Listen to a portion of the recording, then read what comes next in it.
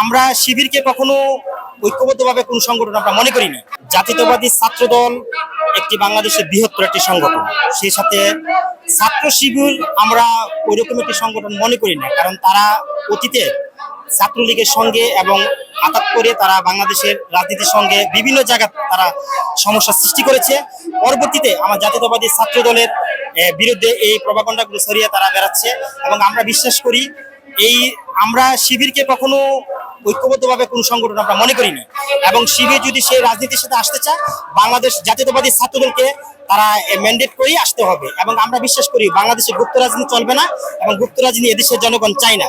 এবং সেই ক্ষেত্রে আমরা প্রত্যেকটি ক্ষেত্রে আমরা বিশ্বাস করি বাংলাদেশ জাতীয়তাবাদী ছাত্র দল এই দেশের জনগণের এবং ভোটাধিকার এবং দেশকে শান্তি শৃঙ্খলা রক্ষা করার জন্য জাতীয়তাবাদী ছাত্র দল সর্বোচ্চ ভূমিকা রাখবে।